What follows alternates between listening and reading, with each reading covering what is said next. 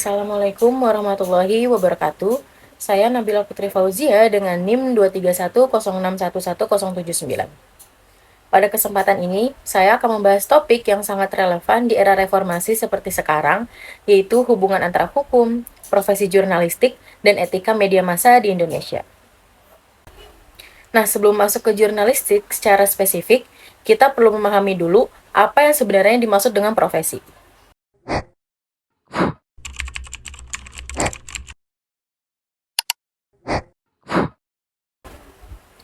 Nah, dalam pengertian sehari-hari, profesi itu sering disamakan dengan pekerjaan. Tapi secara lebih teknis, profesi itu merupakan sebuah aktivitas yang dilaksanakan secara berkeahlian tinggi, diperoleh melalui pendidikan dan latihan intensif, dan menghasilkan karya yang bermutu tinggi. Jadi profesi ini tuh bukan sekedar pekerjaan, tetapi ia juga membawa tanggung jawab sosial yang melekat. Menurut Talcott Parsons, seorang sosiolog yang dikutip dalam jurnal Prof. Colleague, ada 3 kriteria utama agar suatu pekerjaan itu bisa disebut sebagai profesi. Yang pertama, itu dilaksanakan atas dasar keahlian tinggi melalui pendidikan dan pelatihan teknis yang lanjut. Yang kedua, itu keahliannya terus berkembang seiring kebutuhan masyarakat.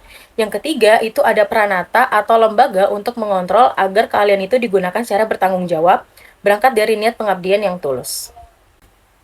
Nah, kriteria ketiga inilah yang paling krusial, yaitu tanggung jawab. Dan disinilah etika itu masuk. Jadi setiap profesi itu terdiri dari 2 komponen yang tidak bisa dipisahkan. Yang pertama itu komponen teknik dan komponen etika. Nah, kalau komponen teknik itu bicara soal kemampuan, jadi kayak bagaimana caranya meliput, menulis, dan menyunting berita. Sedangkan kalau komponen etika itu bicara soal nilai, kayak boleh atau tidak boleh, benar atau salah, dan adil atau tidak adil. Nah, Profolik itu juga menegaskan bahwa tanpa komponen etika, profesi apapun, termasuk jurnalistik itu akan mudah terperosok ke dalam penyalahgunaan keahlian. Yang kayak wartawan itu hanya pandai secara teknis, tetapi miskin etika akan berpotensi memanipulasi realitas, merugikan orang lain, bahkan menjadi alat kepentingan pihak tertentu. Inilah mengapa kode etik profesi itu bukan sekedar dokumen formalitas, melainkan ia adalah kontrak moral antara seorang profesional dengan masyarakat yang ia layani. Nah, untuk menjawab semua tantangan tadi, Indonesia itu memiliki instrumen hukum yang cukup kuat, yaitu Kode Etik Jurnalistik yang disahkan melalui Peraturan Dewan Pers Nomor 6 Tahun 2008 dan dilandasi oleh Undang-Undang Nomor 40 Tahun 1999 tentang pers. Ada 3 pilar dasar hukum yang menopang kode etik ini. Yang pertama, itu pasal 1 angka 14 UU Pers yang mendefinisikan kode etik jurnalistik sebagai himpunan etika profesi kewartawanan. Yang kedua, itu pasal 7 ayat 2 yang mewajibkan setiap wartawan untuk memiliki dan menaati kode etik bukan pilihan melainkan keharusan. Yang ketiga, itu pasal 15 ayat 2 yang memberi mandat kepada Dewan Pers untuk menetapkan dan mengawasi pelaksanaannya. Nah, kode etik ini terdiri dari 11 pasal. Jadi saya akan menjelaskan isinya dalam 4 kelompok besar agar lebih mudah dipahami. Yang kelompok pertama, itu dasar sikap dan cara kerja wartawan, yang ada di pasal 1 dan 2. Nah, di pasal 1 itu menyatakan bahwa wartawan Indonesia wajib bersikap independen, menghasilkan berita yang akurat, berimbang, dan tidak beritikat buruk. Nah, independen di sini itu bukan sekedar bebas dari pemerintah, tetapi juga bebas dari tekanan pemilik perusahaan pers itu sendiri. Nah, akurat di sini itu berarti sesuai kenyataan objektif. Jadi, berimbang itu berarti semua pihak yang terlibat mendapatkan ruang yang proporsional. Nah, di pasal 2 itu mengatur cara kerja profesional. Jadi wartawan itu wajib menunjukkan identitasnya sebelum mewawancarai narasumber, tidak boleh menyuap, tidak boleh plagiat, dan harus menghormati pengalaman traumatik narasumber. Nah, penggunaan teknik penyamaran atau investigasi terselubung ini hanya dibenarkan apabila ada kepentingan publik yang kuat dan tidak ada cara lain yang tersedia. Selanjutnya, yaitu di kelompok kedua, ada verifikasi dan larangan konten berbahaya, yang memuat di pasal 3 dan 4. Nah, pasal 3 itu mewajibkan wartawan untuk melakukan check and recheck, yaitu menguji kebenaran informasi sebelum mempublikasikannya. Nah, selain itu, wartawan itu juga harus menerapkan asas praduga tak bersalah, yakni tidak menghakimi seseorang sebelum ada putusan pengadilan yang sah. Nah, fakta dan opini itu juga harus dipisahkan, jadi wartawan itu boleh menginterpretasi fakta, tetapi tidak boleh menjatuhkan vonis moral pribadi dalam beritanya. Nah, di pasal 4 itu juga melarang keras perbuatan dan penyebaran berita yang bohong, fitnah, sadis, atau asusila. Dalam konteks penyiaran, setiap penggunaan gambar atau suara dari arsip itu wajib mencantumkan waktu pengambilannya untuk mencegah penyesatan konteks. Selanjutnya, di kelompok ketiga itu ada perlindungan integritas dan pihak rentan, yaitu di pasal 5, 6, dan 7. Nah, di pasal 5 itu melarang wartawan menyebutkan identitas korban, kejahatan asusila, maupun identitas anak yang menjadi pelaku kejahatan. Ini untuk melindungi martabat dan masa depan mereka. Selanjutnya di pasal 6 itu melarang penyalahgunaan profesi dan penerimaan suap dalam bentuk apapun, baik itu uang, barang, maupun fasilitas. Nah, menerima suap ini merupakan tindakan pelanggaran etik paling serius karena langsung merusak independensi wartawan. Selanjutnya itu di pasal 7 yang mengakui hak tolak wartawan, yaitu hak untuk tidak mengungkapkan identitas narasumber demi keselamatan mereka. Nah, wartawan juga wajib menghormati batasan dan informasi off the record sesuai kesepakatan dengan narasumber. Selanjutnya yaitu di pasal 8 yang melarang pemberitaan yang mengandung diskriminasi berdasarkan suku, ras, agama, jenis kelamin, atau bahasa. Nah, wartawan juga dilarang merendahkan martabat orang yang lemah, miskin, sakit, atau penyandang disabilitas. Nah, pelanggaran terhadap pasal ini juga dapat memperparah konflik sosial di masyarakat. Nah, masuk ke kelompok keempat, yaitu akuntabilitas dan pertanggungjawaban yang ada di pasal 9, 10, dan 11. Selanjutnya itu masuki ke kelompok keempat, yaitu akuntabilitas dan pertanggungjawaban yang ada di pasal 9, 10, dan 11. Nah, di pasal 9 itu menegaskan penghormatan atas kehidupan pribadi narasumber. Jadi, liputan tentang kehidupan private hanya dibenarkan apabila berkaitan langsung dengan kepentingan publik. Selanjutnya di pasal 10 itu mewajibkan wartawan untuk segera mencabut, meralat, dan memperbaiki berita yang keliru, bahkan tanpa harus menunggu teguran dari luar. Apabila kesalahan menyangkut substansi pokok, maka harus ada permintaan maaf kepada publik yang wajib disampaikan. Dan pasal 11 itu mengatur hak jawab dan hak koreksi. Jadi setiap orang yang merasa dirugikan oleh pemberitaan itu berhak memberikan tanggapan, dan wartawan itu wajib memuatnya secara proporsional. Nah, sayangnya dalam realitas media di Indonesia, idealisme profesi jurnalistik ini seringkali tergerus oleh sesuatu yang disebut Pervolik itu sebagai reduksi profesi. Nah, apa sih itu reduksi profesi? Jadi itu merupakan kondisi di mana makna profesi yang luhur dengan tanggung jawab sosial yang melekat itu mengalami penurunan nilai karena desakan dan kepentingan lain. Nah, dalam konteks media, itu reduksi ini paling sering disebabkan oleh tekanan ekonomi. Nah, jadi contohnya kayak gini. Nah, misalkan ada media massa itu kan adalah bisnis. Nah, ia tuh butuh iklan atau sponsor untuk bertahan. Jadi kalau misalnya iklannya datang, itu iklan datang kalau misalnya ratingnya tinggi. Nah, kalau ratingnya tinggi itu akan didapat kalau kontennya itu menarik banyak penonton. Dan konten yang menarik penonton ini belum tentu konten yang berkualitas atau etis, bahkan seringkali sebaliknya. Nah, akibatnya muncul apa yang disebut sebagai logika pasar dalam ruang redaksi. Jadi berita itu harus cepat, bahkan ada slogan CNN itu yang bertuliskan slow news, no news. Jadi maksudnya itu berita harus sensasional, spektakuler, dan menghibur. Jadi aktualitas menjadi segalanya, dan sementara akurasi dan kehati-hatian sering dikorbankan demi mengejar deadline.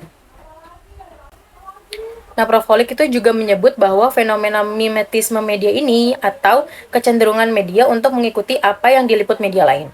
Jadi kalau suatu media menyiarkan sesuatu, media lain itu ikut karena takut ditinggal penonton. Akibatnya, pemberitaan menjadi seragam dan bukan lagi soal nilai berita yang sesungguhnya, melainkan soal siapa yang pertama dan siapa yang paling ramai. Lebih jauh lagi, Pervolik itu juga mengangkat soal kepemilikan media.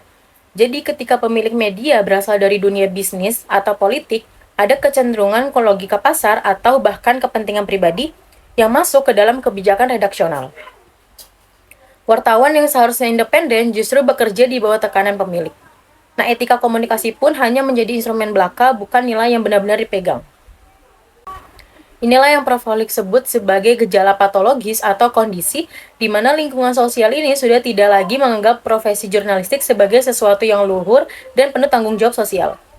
Pragmatisme, konsumerisme, dan mentalisme instan dianggap sebagai kewajaran bahkan keharusan. Dan lama-kelamaan etika itu mulai tersisih.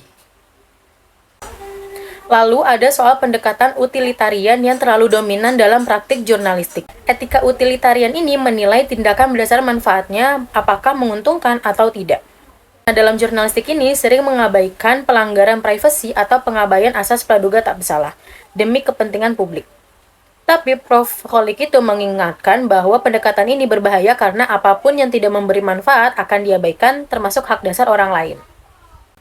Nah, untuk menjawab semua tantangan tadi, Indonesia itu memiliki instrumen hukum yang cukup kuat, yaitu Kode Etik Jurnalistik yang disahkan melalui Peraturan Dewan Pers Nomor 6 Tahun 2008 dan dilandasi oleh Undang-Undang Nomor 40 Tahun 1999 tentang pers.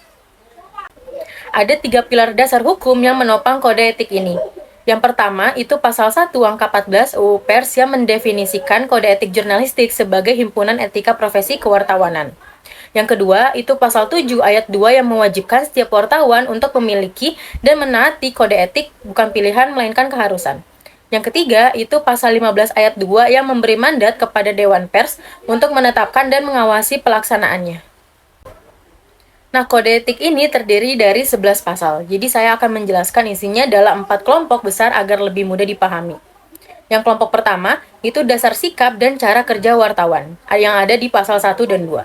Nah, di pasal 1 itu menyatakan bahwa wartawan Indonesia wajib bersikap independen, menghasilkan berita yang akurat, berimbang, dan tidak beritikat buruk. Nah, independen di sini itu bukan sekedar bebas dari pemerintah, tetapi juga bebas dari tekanan pemilik perusahaan pers itu sendiri. Nah, akurat di sini itu berarti sesuai kenyataan objektif. Jadi, berimbang itu berarti semua pihak yang terlibat mendapatkan ruang yang proporsional. Nah, di pasal 2 itu mengatur cara kerja profesional. Jadi, wartawan itu wajib menunjukkan identitasnya sebelum mewawancarai narasumber, tidak boleh menyuap, tidak boleh plagiat, dan harus menghormati pengalaman traumatik narasumber. Nah, penggunaan teknik penyamaran atau investigasi terselubung ini hanya dibenarkan apabila ada kepentingan publik yang kuat dan tidak ada cara lain yang tersedia. Selanjutnya, yaitu di kelompok kedua, ada verifikasi dan larangan konten berbahaya yang memuat di pasal 3 dan 4. Nah, pasal 3 itu mewajibkan wartawan untuk melakukan check and recheck, yaitu menguji kebenaran informasi sebelum mempublikasikannya. Nah, selain itu, wartawan itu juga harus menerapkan asas praduga tak bersalah, yakni tidak menghakimi seseorang sebelum ada putusan pengadilan yang sah. Nah, fakta dan opini itu juga harus dipisahkan, jadi wartawan itu boleh menginterpretasi fakta, tetapi tidak boleh menjatuhkan vonis moral pribadi dalam beritanya.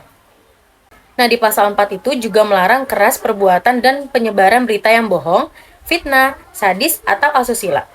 Dalam konteks penyiaran, setiap penggunaan gambar atau suara dari arsip itu wajib mencantumkan waktu pengambilannya untuk mencegah penyesatan konteks. Selanjutnya, di kelompok ketiga itu ada perlindungan integritas dan pihak rentan, yaitu di pasal 5, 6, dan 7. Nah, di pasal 5 itu melarang wartawan menyebutkan identitas korban, kejahatan asusila, maupun identitas anak yang menjadi pelaku kejahatan.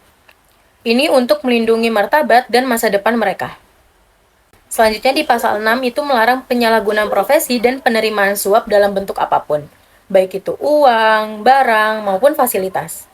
Nah, menerima suap ini merupakan tindakan pelanggaran etik paling serius karena langsung merusak independensi wartawan. Selanjutnya itu di pasal 7 yang mengakui hak tolak wartawan, yaitu hak untuk tidak mengungkapkan identitas narasumber demi keselamatan mereka. Nah, wartawan juga wajib menghormati batasan dan informasi off the record sesuai kesepakatan dengan narasumber.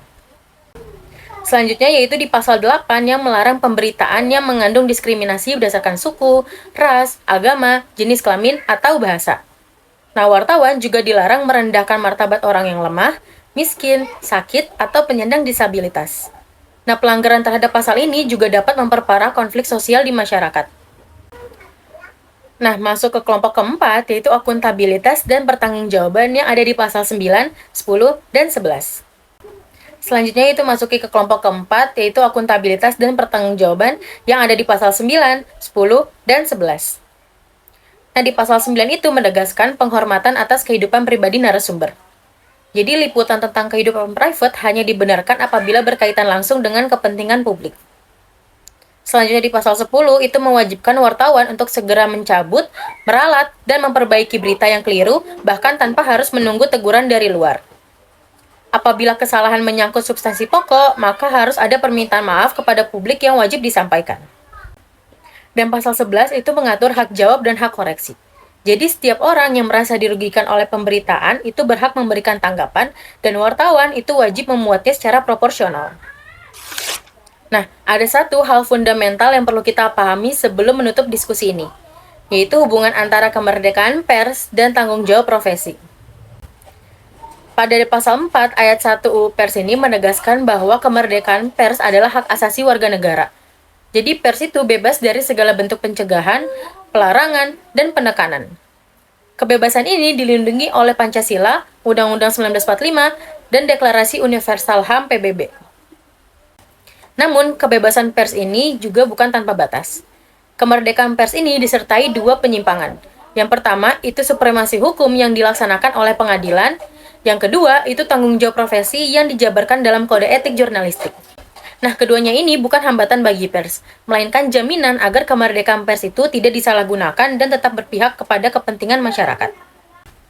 Seperti yang dikatakan Prof. Holik, etika dalam konteks ini berorientasi pada masyarakat sebagai keseluruhan. Jadi, sebuah tindakan disebut etis itu apabila sesuai dengan pandangan moral masyarakat dan tidak merugikan pihak lain. Kemerdekaan pers yang sejati adalah kemerdekaan yang digunakan untuk melayani masyarakat, bukan untuk kepentingan pasar semata.